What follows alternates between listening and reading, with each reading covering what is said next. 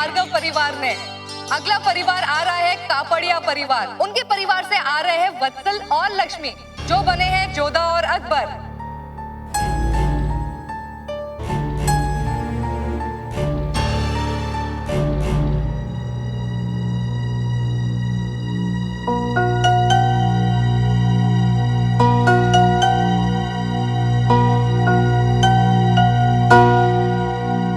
मैं कुछ कहना चाहती हूँ, मतलब जज साहिबा से विनती करना चाहती हूँ, आप हमें इस राउंड में 0 मार्क्स दीजिएगा, क्योंकि फैंसी ड्रेस में वत्सल के साथ मेरी जगह गट्टू काका आएंगे और गट्टू काका हमारे परिवार के डायरेक्ट सदस्य नहीं है। गलत है ये तो रूल्स तोड़ने की बात कर रही है। हाँ, तो इसीलिए पहले से आकर कह रही हूँ ना कि हमें इस राउंड में मार्क्स नहीं चाहिए। जज साहिबा हमें इस कंपटीशन से बाहर निकालना चाहे तो भी हम तैयार हैं, लेकिन इतनी विनती है आपसे कि हमारे गट्टू काका को बस एक बार इस मंच पे हिस्सा लेने दिया जाए, क्योंकि उन्होंने बहुत दिल से मेहनत की है इस राउंड के लिए। और मेरे दादाजी ने सिखाया है कि परिवार घर में बसे लोगों से नहीं बनता, उन लोगों के दिलों में एक दूसरे के लिए कितना प्यार है उससे बनता है। और गट्टू काका, उनके दिल में तो अपने पराए सबके लिए इतना प्यार है कि जहां भी जाते हैं ना, उस घर का सदस्य बन जाते हैं। उनके लिए हम 5 लाख जीतने का सपना तोड़ सकते हैं, पर उनका दिल नहीं तोड़ सकते।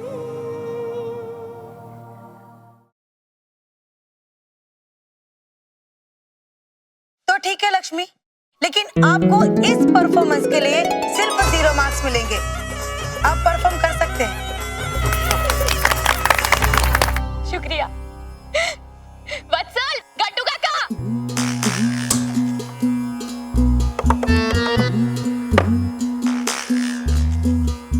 आज मैं आपको अपने एक खास भक्त से मिलाने वाला हूँ। वत्सल! कहाँ गया? अब तक आया क्यों नहीं वो?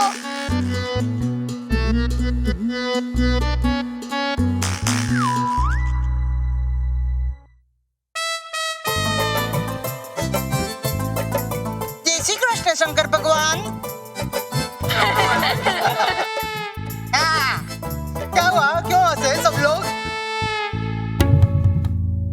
इधर इधर क्या क्या? कौन हो तुम?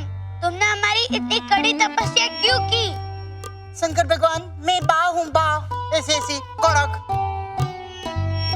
मैं पार्ला में रहती हूँ, कृष्ण विला में, जिधर कुआं है, कुएं में कुलदेवी माँ का वास है, जिधर सब लोग सिक्का डालते पक पक ऐसा करके। प्रवीण भाई भी एक बार गिर गए थे कुएं में, याद आया? गोदारी ठक्कर। हाँ, गोदवारी ठक्कर। हाँ, आगे बोलो। तुमने हमारी इतनी कड़ी तपस्या क्यों की? शंकर भगवान, मैंने ऐसा सुना है कि आप फटाफट आशीर्वाद दे देते हैं, इसलिए मैंने आपकी तपस्या की। बोलो, क्या आशीर्वाद चाहिए तुम्हें? शंकर भगवान, वैसे तो मुझे बहुत कुछ मांगना है, लेकिन फिलहाल मैं सिर्फ 3 वरदान मांगती हूँ। वरदान नंबर 1, गैस का भाव कम करो। तो क्योंकि क्या है कि पहले नवरात्रि में सब लोग अपने अपने घर से ताजा ताजा प्रसाद बना के लाते थे, जैसे कि शीरा, कोपरा पाक, गुड़ पापड़ी, ऐसी। भक्त, भक्त।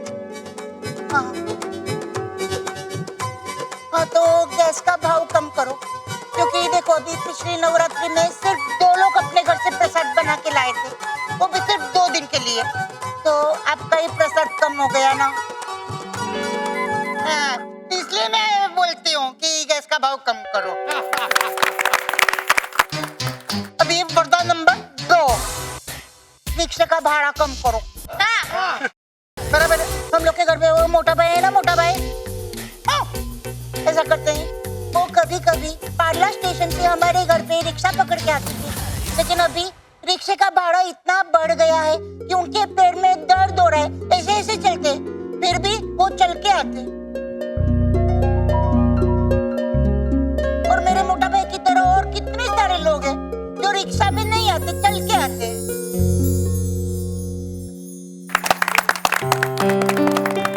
एक मिनट शांति रखो। वगा नंबर 3, हम लोग के मोहन मामा और नटवर मामा है ना, वो बहुत मस्त लोग हैं। उनको 5 लाख रुपए दे दो भगवान, प्लीज शंकर भगवान। एक मिनट शंकर भगवान, टाइम प्लीज, टाइम प्लीज। जज अंकल, जज आंटी, जय श्री कृष्णा। देखो हम लोग के घर पे वो भरत भाई है ना, भरत भाई, ऐसे ऐसे जो ऊपर से बाल वाले लेकिन अंदर से टकलू है वो, उन्होंने मुझको ऐसा बोला कि मैं इसमें हिस्सा लूंगा ना तो रॉन्ग हो जाएगा। लेकिन मेरे बा ऐसा बोलते हैं कि जो अच्छे होते हैं ना वो रॉन्ग नहीं होते, तो अभी राइट कर दो ना प्लीज हम लोग को, प्लीज यार।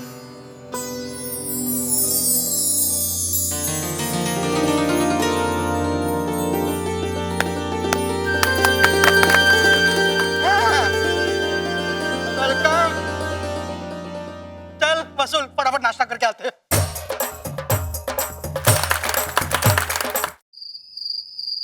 जय श्री कृष्ण बा। हाँ, वो फंक्शन था ना उसमें बा बना था आपके जैसी। हाँ, सब लोग ने बोला कि मस्त लग रहा था मैं। हाँ, हाँ, और मैंने डायलॉग बोला ना तो जज ने ताली मारी। हाँ, मैं अभी फंक्शन मतलब अभी मैं फिर से गट्टू बन गया हूँ। मतलब मेरा खत्म हो गया लेकिन कल दूसरे लोग का है। हाँ, मेरा कल नहीं है। नहीं, मैं देखने जाऊंगा ना, बहुत मजा। हाँ, हाँ, बहुत मजा आ रहा है इधर। हाँ, देते हैं, खाने को भी देते हैं। हाँ, अभी देखो मैं मुझको श्रीखंड दिया है। बच्चे लोग को दूं? हाँ, देता हूँ। हाँ, देता हूँ। शांति रखो आप, शांति रखो। लक्ष्मी, कट्टू की ये खुशी तुम्हारी वजह से है। लगता है कि आज वो पूरी रात भर नहीं सोएगा।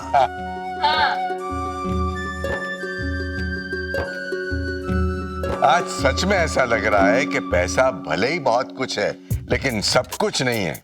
हाँ, क्या हुआ? कुछ नहीं पिताजी। अरे पर 5 लाख जीतने के चांसेस अभी भी हैं। हाँ। भले ही जजेस ने हमें फैंसी ड्रेस राउंड में कोई मार्क्स नहीं दिए हैं, पर हमें डिस्क्वालीफाई तो नहीं किया ना। मतलब उम्मीद है। लेकिन पहले हम सबसे आगे थे, अब सगुणा भार्गव का परिवार आगे चला गया है। अरे नहीं नहीं, ज्यादा आगे नहीं है। और वैसे भी अभी तो 3 राउंड बाकी है ना। पहले वो पब्लिक स्पीच राउंड, फिर बाद में वो डांस राउंड, और फिर बाद में आखिरी में सस्पेंस राउंड। अरे अरे मेरा साइकिल। भरत भाई आपके लिए यहाँ? नहीं, मैं तो अपना गा रहा हूँ। नहीं, ये झूठ बोल रहे। अरे मोटा भाई, भरत दे दे। अरे मोटा भाई, ये मेरा है। दे। झूठ बोल रहे हैं। लक्ष्मण। भरत ले, ले भरत ले, ये भरत या ले ले ले ले। हाँ, डांस राउंड तो हम ही जीतेंगे। और पब्लिक स्पीच राउंड भी। मैंने ऐसी स्पीच लिखी है ना जिसे सुनकर सबके रोंगटे खड़े हो जाएंगे। औरत और पढ़ाई। वाह, सच में अच्छा टॉपिक है। मैं सुनाऊं मैंने क्या लिखा है? सुना सुना। हाँ। तो शुरू करूं? हाँ। क्या हालत बनाती है आज औरतों की हमारे देश में? क्या मिला है उन्हें आज तक? अरे टीवी पे इतने बड़े बड़े विज्ञापन देते हैं कि औरतों को पढ़ाओ, उन्हें आगे बढ़ाओ। अरे पढ़ लिख कर भी क्या मिला है उसे आज तक? जब भी वो कोई सवाल पूछती है तो लोग कहते हैं कि ज्यादा पढ़ी लिखी है इसलिए जबान लड़ा रही है। जब भी वो कोई समान हक की बात करती है तो उसे चुप करा दिया जाता है। बस में, ट्रेन में औरतों के लिए रखी हुई सीट पर मर्द बेशर्मों की तरह बैठ जाते हैं। लेडीज डिपो पर गुब्बारे और पत्थर फेंके जाते हैं। लड़कियों को देखकर लोग सीटियां बजाते हैं। ये कैसी तरक्की है देश की?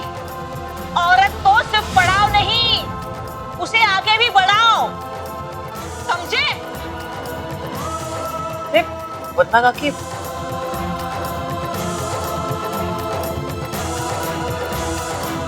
दैट्स ऑल, खत्म हो गया। Thank you.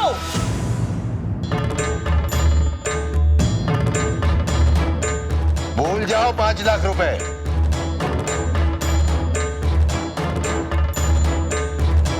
क्यों? क्योंकि ये स्पीच नहीं अटैक है। कोई अपने दुश्मन देश पर हमला करता है ना, वैसा अटैक। जज सुनकर भाग जाएंगे। कुछ और सोचो, या तुम में से कोई और स्पीच की तैयारी करो।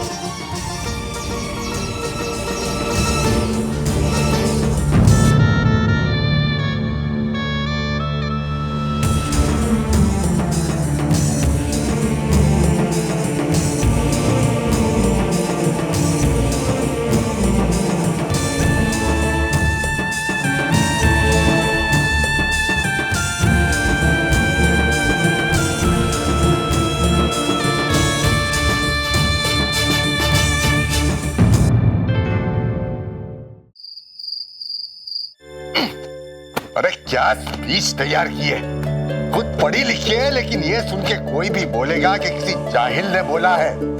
खुद को एमएससी पढ़ा लिखा बताती है, लेकिन पर कोई फायदा नहीं हुआ। हर बात में दिखाने की कोशिश करती है कि बस कीजिए मोटा भाई। क्या ये जो आप कब से बड़बड़ कर रहे हैं ना, ये बस कीजिए। तुझे क्या लगता है जिस तरह से पन्ना बोल रही थी वो तरीका ठीक था? तरीका छोड़िए, पर ये सोचिए कि उसने ऐसा कहा क्यों। जिसे आप अटैक कह के निकल गए थे, वो उसके दिल की भड़ास थी, लेकिन उसके दिल में ये भड़ास आई कहां से, ये किसी ने नहीं सोचा। भड़ास? भड़ास किस बात की? ये आप सोचिए, ये आप सोचिए कि कहीं आप ही तो उसके जिम्मेदार नहीं है। मैं?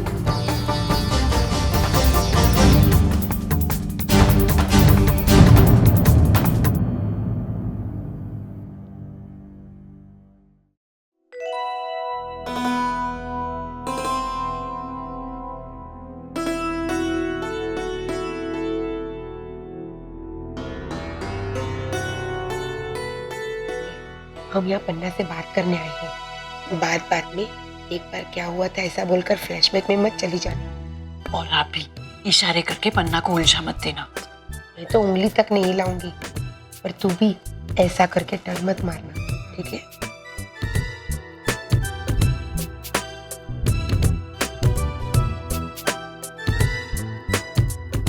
पन्ना,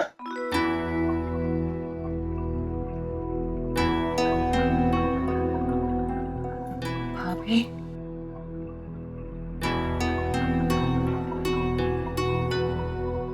क्या हुआ? मैं कुछ ज्यादा ही भूल गई ना। कम या ज्यादा का सवाल नहीं है, लेकिन तू इतना गुस्सा होके क्यों बोल रही थी? कितना आक्रोश था तेरे मन में। हाँ, मुझे भी ऐसा ही लगा, पर मैं कंट्रोल नहीं कर पाई।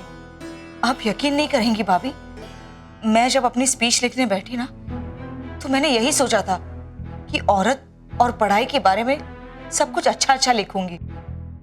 जैसे कि आज की औरत कितनी खुशकिस्मत है, उसे पढ़ने लिखने मिला, वो बाहर जाती है, काम करती है, वगैरह वगैरह। लेकिन लिखते लिखते मेरे अधूरे सपने मेरे सामने आने लगे और मेरी लिखावट बदलने लगी। कितने सपने देखे थे मैंने। बीएससी में जब फर्स्ट आई थी तो माँ बहुत खुश हुई थी, लेकिन पापा के चेहरे पे बिल्कुल खुशी नहीं थी। मैंने कहा मैं आगे एमएससी करना चाहती हूँ, तो पापा ने कहा क्या जरूरत है आगे पढ़ने की, अगर ज्यादा पढ़ेगी तो उतना पढ़ा लिखा लड़का ढूंढना मुश्किल हो जाएगा तुम्हारे लिए। लोग समझेंगे कि ज्यादा पढ़ी लिखी है तो घरेलू विचारों की नहीं होगी लड़की। लेकिन मैं ये पूछती हूँ कि शादी के वक्त लड़की से सुंदरता में, रुतबे में, संस्कारों में, गुणों में, खानदान में, पैसों में, हर चीज में ज्यादा की उम्मीद रखते हैं, तो फिर पढ़ाई में क्यों नहीं? पापा की ना थी, लेकिन माँ ने मुझसे कहा कि बेटा मैं तो नहीं पढ़ पाई, कम से कम तू तो पढ़। पापा को तो माँ ने जैसे तैसे करके समझा लिया, लेकिन मेरे एमएससी के आखिरी साल में पापा ने ब्रह्मास्त्र चलाया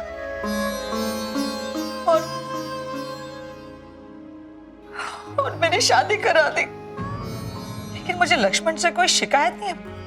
जब मेरी और लक्ष्मण की शादी तय हुई थी ना, तब बड़े ससुर जी लंदन में थे। उस वक्त उन्होंने कहा था कि मेरी और लक्ष्मण की शादी के बाद हम सब लंदन सेटल हो जाएंगे। तो मेरे मन में उम्मीद जगी कि वहां जाकर मैं मेरे सपने पूरे कर पाऊंगी, आगे बढ़ पाऊंगी। लेकिन बड़े ससुर जी तो खुद ही लंदन छोड़कर यहाँ रहने आ गए। एक बार फिर से मेरे टूटे हुए सपने और टूटे, और तब समझ में आ गया कि इन सपनों को जोड़ना मुश्किल है। बस इसी बात का गुस्सा निकल आया था। वरना बेटी, उसके लिए कसूरवार मैं हूं।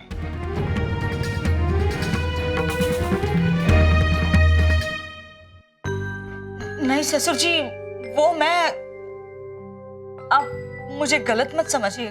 पहली बार तो तुम्हें सही समझाऊं बहू, गलती मेरी थी। तुम सबको लंदन सेटल कर दूंगा, इस बात पर तुमने शादी की। तुम्हारे सपने टूटे, लेकिन बेटा लंदन के हालात बदलने लगे थे। दुनिया में कुछ बड़ी आतंकवादी घटनाएं हो गई थी, उसका हम भारतीयों को भी खामियाजा भुगतना पड़ा, और इसीलिए मैं खुद यहां चला आया। मेरा इरादा तुम्हें छलने का नहीं था। मैं तुम्हें लंदन तो नहीं दे सका, लेकिन लंदन की छोटी सी यादगिरी है तुम्हारे लिए।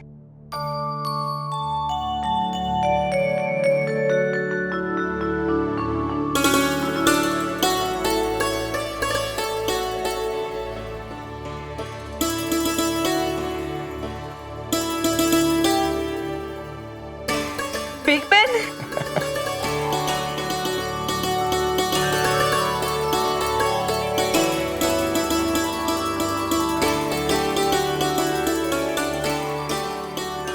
थैंक यू ससुर जी। अब बेटा, तुम्हारी स्पीच के लिए जो मैंने कड़वे शब्द कहे थे ना, उसके लिए सॉरी कहता हूं। नहीं ससुर जी, वो अटैक ही था, बस मैंने तलवार और भाले नहीं निकाले थे। तुम्हारा अटैक भी सही था, लेकिन तरीका गलत था। तुम्हारा टॉपिक बहुत अच्छा है बेटा, लेकिन उसमें गुस्से के बदले करुणा डाल दो। गुस्सा सामने वाले के दिमाग को छूता है, और करुणा सामने वाले के दिल को छूती है। करके देखो, फिर देखो क्या चमत्कार होता है।